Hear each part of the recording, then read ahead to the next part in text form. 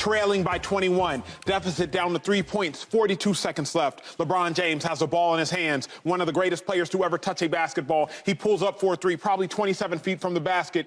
He misses it. I believe it was back iron. Lakers inevitably lose. But there is some solace. Lakers, Joy, on average, they lose their games on the road by 17 points.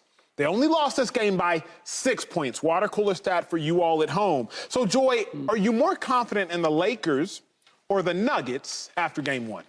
I'm more confident in the Lakers. Look, Jokic is going to have the game of his life every night. Right? That's not even the game of his life. That's just how he goes out and plays. He looks like he's playing the junior team and he's on varsity. He's playing a different game. He don't even jump. It's just to catch the ball goes back in. All game.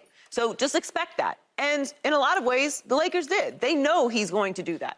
So what is the point of trying to take that away when you know you can't? So you're putting an extra energy into a situation you can't change. You can, however, make adjustments and stop what everyone else was able to do. And I think that the biggest part from last night, outside of the adjustments that they made that I thought were great, the way that the game ended, I'm not into moral victories, and neither are the Lakers. But you could feel a lot worse after game one than you do after that game.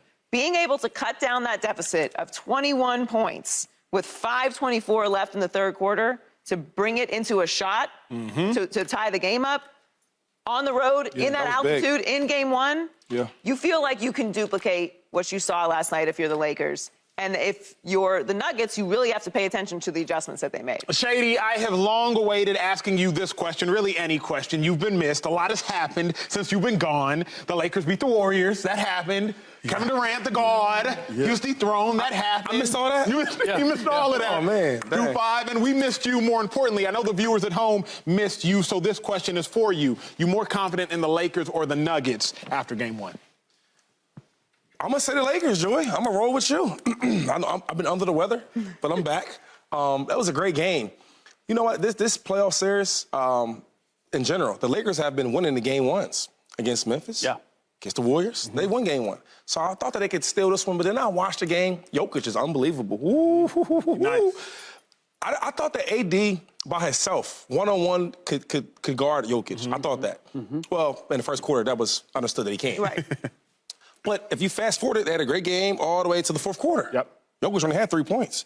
Why is that? Talk to me. That was a great move that Darvin Ham made. Darvin Ham, yep. It was perfect because he took AD off him, right, and made AD actually a help out, right? So now, instead of him guarding Jokic, be in the backside. The same thing they did in the bubble. In the bubble, right, and they played Denver, they had Dwight Howard on Jokic. Bigger body, stronger, but bang, bang, bang. And then AD came to help out. That was a great move. That was a great adjustment. So seeing that, watching that defend him in the fourth quarter, I mean, just think about this. In the fourth quarter, he had 3 points, 2 rebounds, 2 assists. And he had 2 turnovers. Can live with that. Compared to killing the whole game. So I love that adjustment, man, and I can't wait to see what happens in the next game. I can't wait to see what happens either. This is what I love about this time of year, because it's not a matter of one team making mistakes or the other. It's really about the chess pieces. And we saw a great adjustment by Darvin Ham. But I'm going to say that the Nuggets should feel more confident because of the overall game. Great adjustment in the fourth quarter. It took Jokic a while to, well, I don't know if he ever fully adjusted to it. But I would fully expect that he's going to adjust to it for game two. That to me, a lot of times coaches will see something or have an adjustment, but they won't make it right away. They won't make it in the first half because they don't want to give the other team the opportunity to go in at halftime and make that adjustment. The same thing applies here.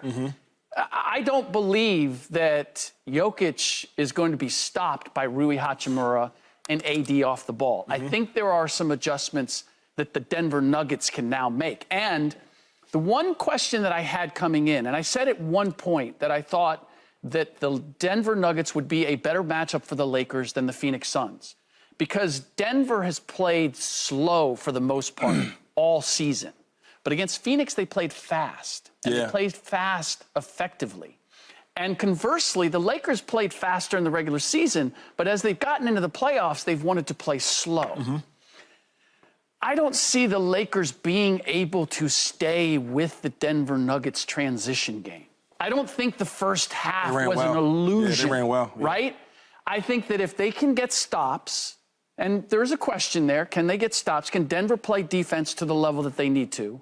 That they can run on the Lakers, and that we're going to see that again. And I came into this series not sure whether Denver had enough, whether they were a regular season illusion, whether they were the latest Utah Jazz, or whether they had the requisite ability to actually knock off a team as experienced as the Lakers. And that guy right there, Nikola Jokic, and the way that he played, and my belief in him now that if you're not going to double him, he will take advantage, and if you double him, it's going to be even worse.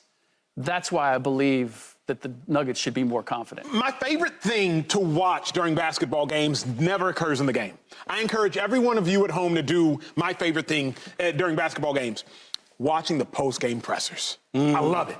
Yeah. They tell you so much that you miss. And I think about it like this. The energy that is displayed in public at the podium, it reveals the energy that's existing in private in the locker room. So I was wondering after the game, Joy, what was AD and LeBron's energy?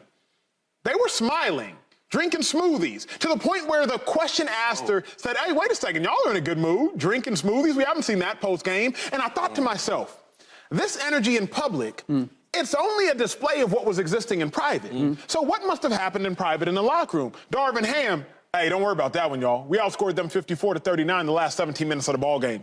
Hey, don't worry about that one, y'all. Rui Hachimura, when he was on Jokic, he only allowed 6 points. Oh, we gonna make that change. Don't worry about that one, y'all. It's what Shady just said. 3 points, 2 dimes, 2 boards in the fourth quarter. Oh, don't worry about that one, y'all. You know what coaches say, Shady.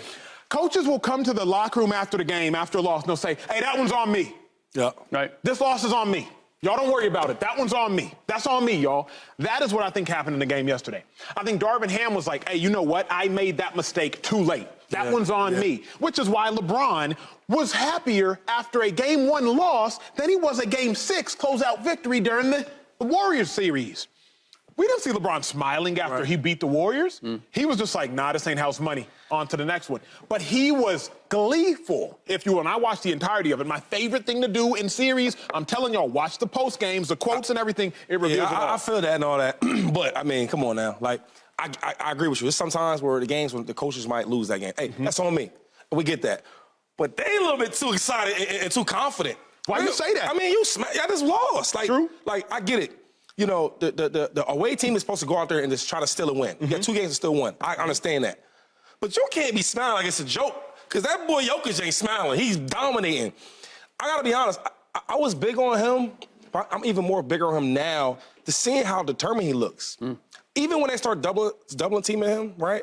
When they had AD helping out, when Hachimura was guarding him, he still was trying to score. Yeah. Where normally I'm used to him trying to pass out. Always. The game was getting tighter. It was another play in the game, early in the game, where he had an easy layup, a nice little finger. He didn't take it.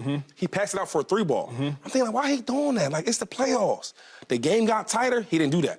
He's trying to score on double teams where normally he would pass. So I love to see his energy. I don't like to see all that smiling. This dude is not smiling. Joy, you don't, and I know this because I've worked with you long enough now to have heard this quote. You do not at all believe in moral victories. You don't believe they exist. But you said it in your opening take. And this game was very unique. If you usually lose by 17 on the road and you lost by 6 and you had a chance to tie with 40 seconds left, that says something. No. Elaborate on the moral victory that might exist, if anybody at home does believe in it. Elaborate at least on the victory. Let's not call it a moral one. The victory that might exist within the minds of Lakers fans, if not the Lakers players. Well, I think players. you can learn things. I think you can get lessons, and I think you can gain confidence. A loss is a loss. There's no way to look at that and be like, well, no, it's an L, and we're not going to review it, and there's nothing that's going to be changed. It's in the books, and they're up 1 game. But again, there's levels to this. It is Game 1. They are supposed to win that game. Right. It would be a whole whirlwind if they had lost that game, particularly the way that game went. So I'm with you. I don't think they're happy. I don't think they're happy about how it went. They lost. But there's a lot that you can take from that, and particularly the confidence of everyone. LeBron doesn't need that. LeBron knows ain't no lead too big for me to come back to. Right. But a lot of these guys, this is the first time they're in this situation. So to be down on the road in altitude to the #1 team in the conference, 21 points with 5 minutes left in the third quarter and to come back to be within reach of winning the game. That was big. There's no point in the series where you could feel like you're out of it now. Get some stops, hit some shots. And a lot of the things that the Lakers did, I think, can be corrected. There were some crazy turnovers. Just why are you throwing that ball? Yeah. Why are you throwing that ball? Don't do that. It wasn't forced turnovers, just complete losing your mind turnovers. So they can correct that. AD probably needs to get a couple rebounds earlier in the game. Can't get your first rebound with 1 minute left in the first quarter. Yeah. I think that's an adjustment that they'll make.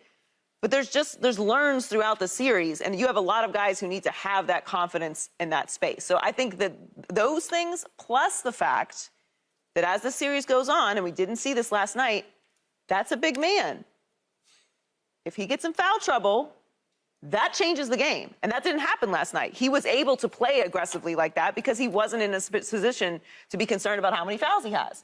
He gets into foul trouble early in the game. That's a different matchup entirely. So there's a lot that can happen. There's a lot of stories that can be written throughout this series. But I think if you look at the entirety of that game and being able to climb out of that hole, that's huge for the Lakers. Slick, final thought.